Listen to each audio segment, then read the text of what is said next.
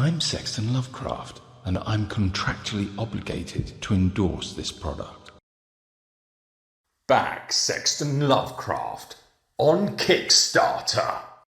Honestly, if I was the type of person to do the booky, ready stuff, then I would probably enjoy it. Hello and welcome to my review of Psycho by Robert Bloch. This is the 1959 novel that inspired Alfred Hitchcock's famous film. The two main characters are motel owner Norman Bates and Mary Crane, a young woman who arrives at the motel with a secret. The plot of the book is very similar to that of the film, and if you haven't read the book or seen the film, I'd strongly recommend doing so before watching any further.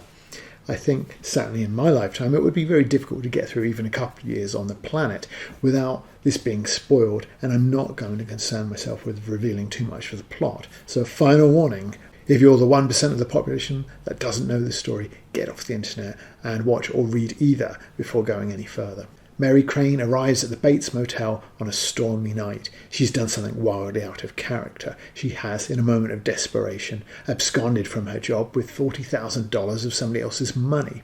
Her fiancé Sam is in a financial bind of somebody else's making, and as he is resolute about paying everyone back and she is approaching her 30s and concerned with leaving it too late to start a family, she thinks her one wrongdoing can right all sorts of other concerns. On her way to meet Sam, she makes a wrong turn, and due to the storm, she stops at a motel. It's largely deserted. It was built alongside a major road, but a new highway has taken away the trade, and she is the only guest.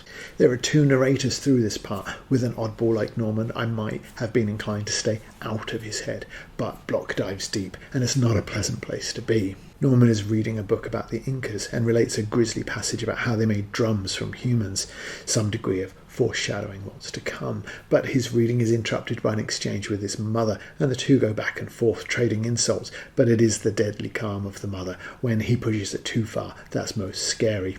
And having lost the argument, all he can do is listen to a stream of cruel abuse. Theirs is the archetype of toxic relationships. You can read all the books in the world and you'll still be the same. I don't need to listen to a lot of vile, obscene rigmarole to know what you are.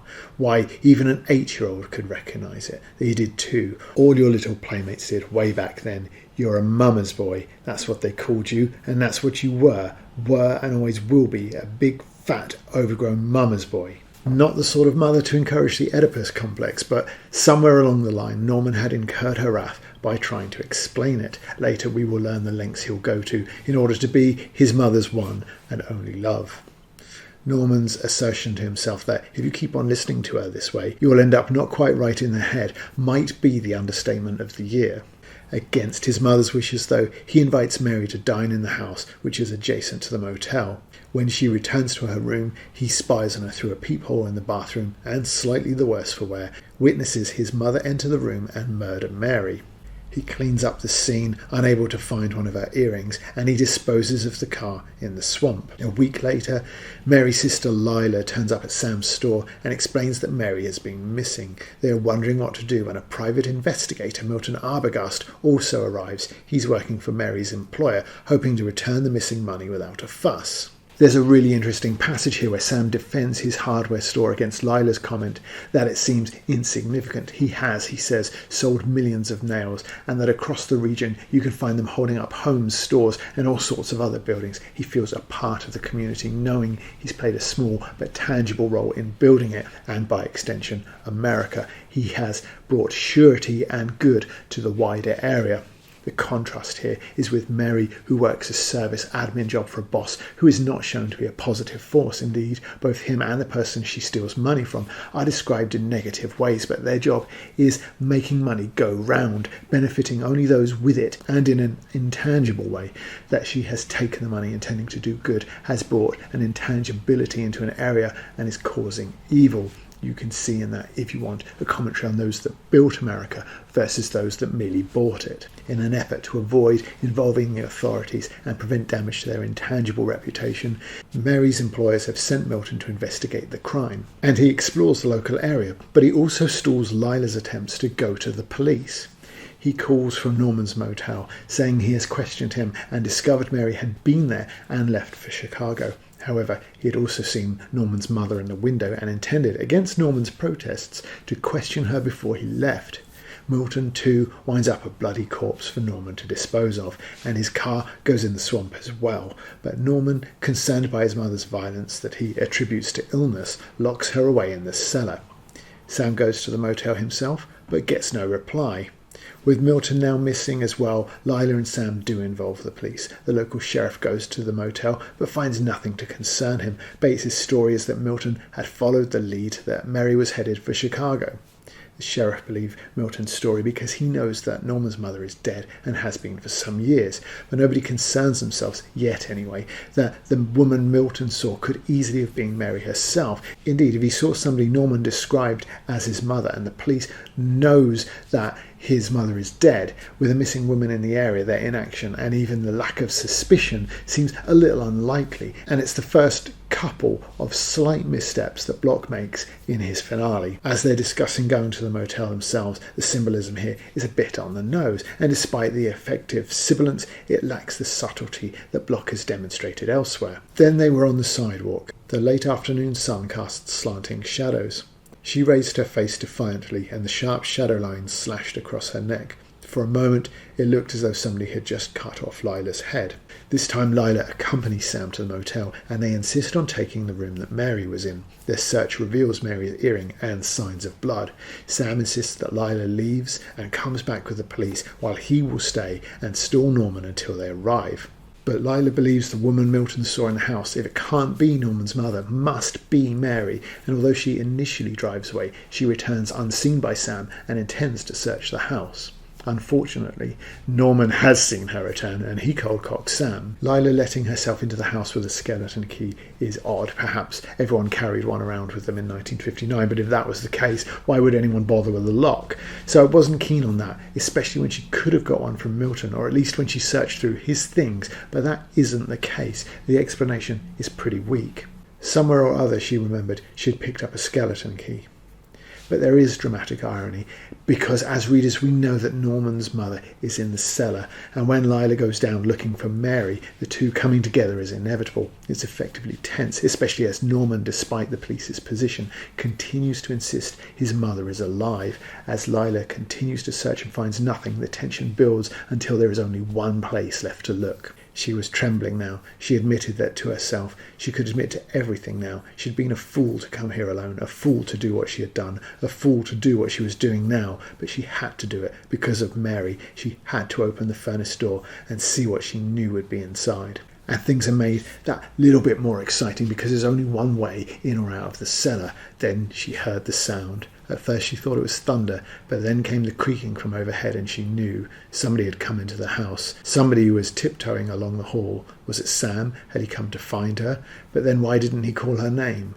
And why did he close the cellar door? The four rhetorical questions all build up the sense of uncertainty. The pronouns, which I know I occasionally mock, are done well too. He probably means Sam, but we know who the he really is. And another thing I often complain about is the repetition, but it's done well here, again with that pronoun uncertainty, and also here.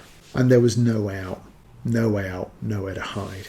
Even knowing the outcome as I did, having seen the film, this whole scene is tense and exciting. The use of all these rhetorical tricks will convince even the stoniest mind something terrible is about to happen. But Lila finds her a shriveled, rotting corpse and is attacked by Norman, dressing as and mimicking her mannerisms. She is, of course, saved by Sam, who relates the backstory that led to Norman being crazy. Meanwhile, Norman, safely locked away, suffers a mental breakdown with his mother's personality erasing his others and hinting that now she is in control, she'll be able to trick her way back out into society. The only real problem with Psycho, the book, is that the film is so popular, it's rather ruined all the big surprises. I would love to have read this book and not known what was going to happen. Conversely, I may never have read the book if I hadn't seen the film, so you can say it's a double-edged sword. But as I've mentioned already, Bloch does make things quite effectively tense at times, but especially in the finale, and it's a shame I can't experience the text purely on its own merits. There are a number of passages as you read through that can be read as foreshadowing, but is it too much? Would it give the game away to a first-time reader when Mary has a slip of the tongue and says she'd made her grave, now she must lie in it? Or when she goes around the motel room with Bates and observes the facilities in the bathroom, she noted the shower stall in the bathroom beyond. Actually, she would have preferred a tub, but this would do. Even if you can't predict her death, this is what Bloch writes. Does it read as a blood-chilling shock, or can it only underwhelm after the iconic movie death that has launched 1,000 copycats and twice as many parodies?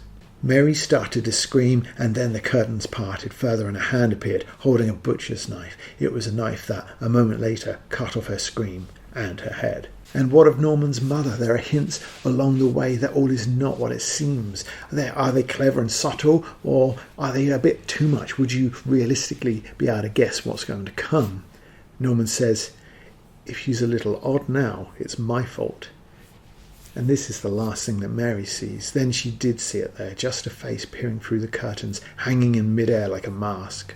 Norman observes of himself. It was like being two people, really, the child and the adult. And although he's talking about his own personality around his mother and away from her, is it too obvious? I think it will work. I really do. I think that because we've witnessed the mother's brutality to Norman and her other victims, because he's so convinced and continues to be convinced that she is alive, even though he's the flakiest of narrators. Even when he's admitted to breaking her out of the coffin, you can still believe that she's still alive. A personality that large can't be anything else. Or maybe I've just read too many Stephen King books. In conclusion, Psycho may suffer from the familiarity of its movie adaptation, but it remains a strong and tense thriller. The duality of Norman's man-child whimpering only makes the vicious single-mindedness of his mother more frightening. She is a genuine monster to fear. The protagonists are all a little 1950s, but that puts them in a familiar world of steadfast morals that, like Sam's nails, are dependable. Sam and Lila are good people convincingly rendered, and while the same can't be said of all the countless copycats out there, they're a likeable hero and heroine, and wanting them to survive in a story where nobody feels safe after the brutal opening, again, adds another layer of tension. If Bloch makes the odd slip here and there, they're minor blips in a reading experience that is overwhelmingly positive. Recommended.